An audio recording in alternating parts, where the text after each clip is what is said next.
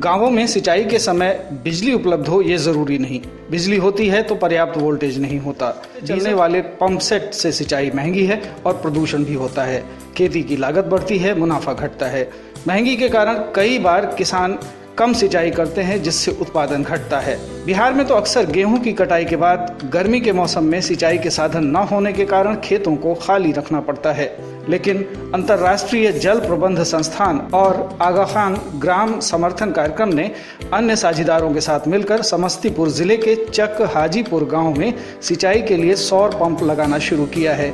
ये एक pilot project है। इसके लिए बड़ी जोत वाले ऐसे किसानों को चुना जाता है जो अपने खेतों की सिंचाई के बाद दूसरे के खेतों को भुगतान के आधार पर पानी देते हैं।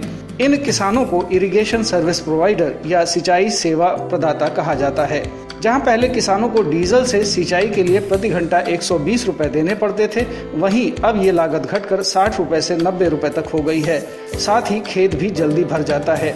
इसी विषय पर पटना में आयोजित एक कार्यशाला के दौरान अंतर्राष्ट्रीय जल प्रबंध संस्थान के प्रोफेसर तुषार शाह ने बताया कि 5 किलोवाट के सौर पंप लगाकर एक किसान 8 से 10 हजार रुपए प्रति माह कमाते हैं और साथ ही उनके अपने खेत की सिंचाई मुफ्त हो जाती है। गांव में इससे सिंचाई की व्यवस्था बड़ी है।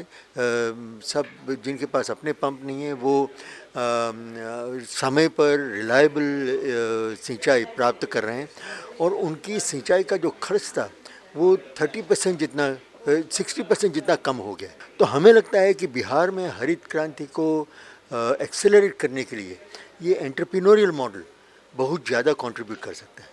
आगा खान ग्राम समर्थन कार्यक्रम भारत के क्षेत्रीय प्रबंधक सुनील कुमार पांडे ने कहा कि उनकी संस्था सौर सिंचाई परियोजना को बिहार में कार्यान्वित कर रही है। समस्तीपुर जिले के चकाजी गांव में ये project national water management institute के और प्रोफेसर तुषार सर के सहयोग से किया है, जिसमें उस पूरे गाँव को हमने सोलर पावर से इरीगेट किया है। लगभग 50 एकड़ जमीन है और आज के डेट में न केवल ये जो है सिंचाई पर लागत के कम कर रहा है, बल्कि कार्बन उत्सर्जन और अन्य जो पर्यावरण मसले हैं उसको भी समाधान करने में एक बहुत सफल प्रयास है। कार्यशाला में किसानों ने सौर सिंचाई से जुड़े अपने अनुभव भी साझा किए।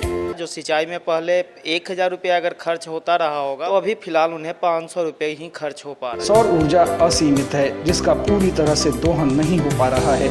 इससे पर्यावरण को नुकसान भी नहीं होता है और ये सर्वसुलभ भी है। सौर सिंचाई से खेती की लागत कम होगी और किसानों का मुनाफा बढ़ेगा। सौर ऊर्जा चलित पंपों का सिंचाई में इस्तेमाल करने से न सिर्फ किसानों को फायदा हुआ है, बल्कि इससे पर्यावरण को शुद्ध रखने में भी फायदा हुआ है। इससे न सिर्फ किसानों की आमदनी बढ़ी है, बल्कि ग्रामीण अर्थव्यवस्था में भी काफी वृद्धि हुई है। सलमान हैदर, दूरदर्शन समाचार, पटना।